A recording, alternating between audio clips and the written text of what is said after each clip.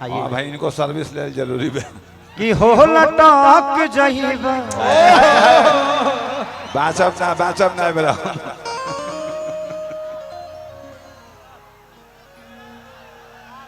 कि शाम है धुआं धुआं। अरे धुआं फेंको लाइट वाले। छोड़ी दर्द बाबा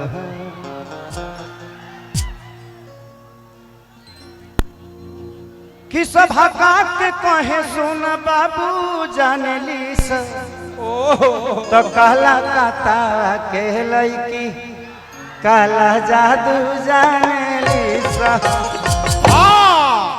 आप सच में आज बहुत खूबसूरत लग रही हैं। हमने बोला है कि हम हमेशा आपको छेड़ते रहते हैं, लेकिन आज हम डिम्पल जी को छेड़ेंगे नहीं। सही बात। क्यों? क्योंकि छेड़ने के लिए हम कल्लू बाबा को बुलाए। यो तैयारी हम बड़े आप छेड़ दीजिएगा, हम बर्दाश्त कर लेंगे। हम ना बोले कुछ।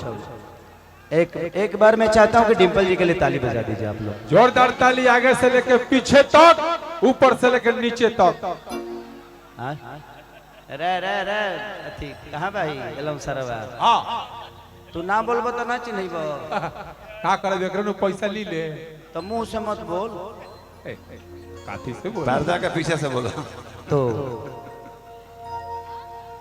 कौन सा गाना गाते बताओ आप लोग। हाँ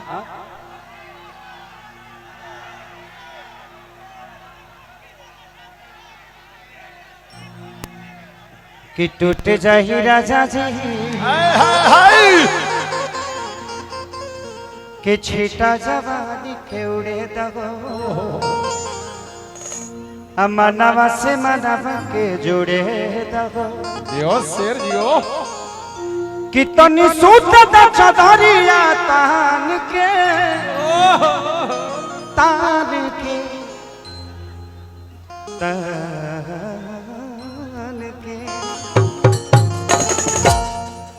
तो टूट जाही राजा जी।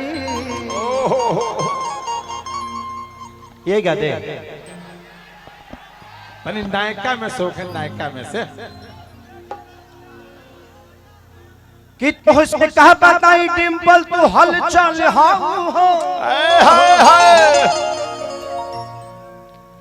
तू तो सब कलाकारी के समस्या के हल हो। बाबा छोटे का हो बानी, हम चिंता मत करो। कि जनता निकाला पिन्ह के तू सब कर मोती मारेलू। आ केहू के ब्रेकअप हो जाला तो तू ही संभाले लू। तसल्ली देती हो कि मैं हूँ, दोस्त आपकी है। एक सेकंड, आपने ये तो बोल दिया इन लोगों को मजा मिल गया। सुनिए सुनिए, आपने अच्छे वे में बोला।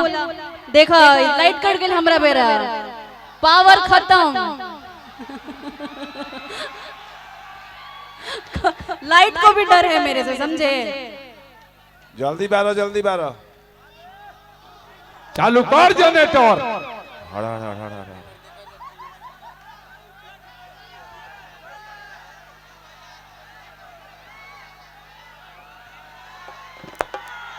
वाह आ गया। आपने तो बोल दिया, आपने अच्छे वे में बोला, क्योंकि दोस्त का ही सहारा दोस्त होता है और हर किसी का हर कोई रिस्पेक्ट करता है। और मैं आपका बहुत रिस्पेक्ट करती हूँ, यहाँ पे जितने भी लोग बैठे हैं सबका करती हूँ। लेकिन पता है क्या होता है, चंद लोग हैं ना यहाँ पे जो आप अच्छी चीज भी बोलते हैं ना तो उसको कंट्रोवर्सी में लेके चले जाते हैं। अरे खेसारी भैया ने ये कर दिया, फलाना ने ये कर दिया, ठिकाना ने ये कर दिया, तो उन सब को ना बाबा छोटे। नहीं नहीं, ये बात है, आप अच्छे वे में बोलेंगे लोग गलत वे में ले लेते हैं। लेकिन एक सीनियर कलाकार हैं खेसारी जी, मैं बहुत इज्जत करती हूँ इनका, आजीवन करती रहूंगी। जो इज्जत करेगा उसका इज्जत तो हम लोग करेंगे, और कोई बुरी बात नहीं है इज्जत करना, और कोई बुरी बात नहीं है आई लव यू बोलना। अगर किसी के लिए फील आ जाए तो बोल देना चाहिए, और अपने सीनियर का हमेशा रिस्पेक्ट करना चाहिए। और मैंने आपको उस दिन आई लव यू बोला था यही समझ के, लोग उसको अलग वे में ले गए। अच्छा खेसारी भैया के पटावत तरी तो हेने इनकर खत्म हो गइल बा तो हेने चालू करत तारी ऐसा कुछ नहीं है बाबा, ये गलत है लोग का। एने दाल ना गोली। कौन जना बोला तारा? छोटे बाबा। छोटे बाबा की आवाज सुनते हैं तो अपना माइक बंद करिए पहले, आप बीच में मत बोलिए। लीजिए अब खेसारी जी बोलेंगे कुछ। डिम्पल, जिसको जिस वे में लेना है वो लेगा। हमारी काम है, देखो यहाँ राम को गलत बोलने वाले लोग हैं कि नहीं? हाँ ये तो उसके लिए राम की अहमियत कम नहीं होती है। राम इतना बड़ा नाम है कि किसी के बोलने से उसकी अहमियत कम नहीं होती है, और बात उसी की होती है जिसमें कुछ बात होती है। सही बात। आपकी बात हो रही है, इसको आप दिल पे लो कि आज हमारे लिए कोई बात तो कर रहा है। यार अपनी बात करने के लिए तो टाइम ही नहीं किसी के पास, लेकिन आपकी बात कर रहा है तो उसको गलत वे में मत लेना चाहिए। दुनिया को काम है बोलना। बेटा ये जिस दिन आपके बारे में बोलना बंद कर देगी ना, उस दिन शायद तुम्हें बुरा लगेगा कि यार मेरे बारे में कोई बोल क्यों नहीं रहा है। तो ये जिंदगी है यार। तो कोशिश करिए कि आपके बारे में जितना लोग बोले उतना ही अच्छा है। जिस दिन बोलना बंद करेंगे उस दिन बुरा होगा कि यार मेरे बारे में कोई बोल नहीं रहा है। सही बात, सही बात। कोई बात नहीं, वो सब हमें नहीं बोलना है, हम लोगों को नहीं बोलना। ये सब हमारी जनता है और सम्मानित है। कोई बात नहीं, हम जानते थे। कोई बात नहीं बेटा। अच्छा जितना आना है उतना ही आओगे ना, फिर क्या करोगे? फिर तो प्रॉब्लम होगा ना। बाबू जितने भी हमारे बाउंसर हैं प्यार से उन लोग को बैठने तो कोई दिक्कत नहीं है, बट लाठी डंडा मत चलाना किसी पे। सब अपने भाई हैं, सब लोगों का सम्मान है, सब लोग गांव के लोग हैं, घर के लोग हैं। एक आवश्यक सूचना है, पंकज भैया का लड़का कहीं खो गया है। मन्नत, हमारे पंकज भैया का लड़का कहीं खो गया है, चाहे कहीं सो गया है। प्रशासन के लोग अपने लोगों से आग्रह करूंगा कि मन्नत बाबू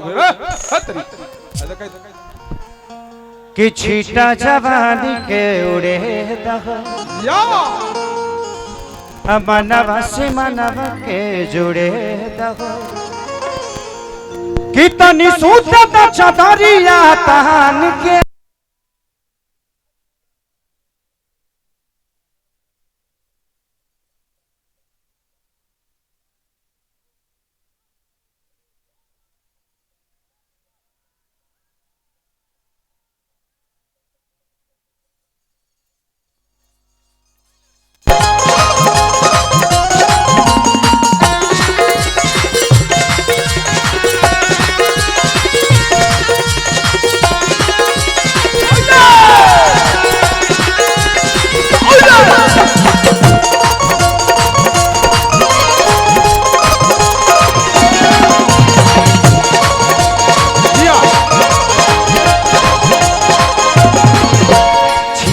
जवानी के उड़े दहो, मनवा से मनवा के जुड़े दहो। जवानी के उड़े दहो, मनवा से मनवा के जुड़े दहो। छीटा जवानी के उड़े दहो, मनवा से मनवा के जुड़े दहो। कनी सुतना चदरिया कहानी के, कहानी के, कहानी के। बोल सच्चे दरबार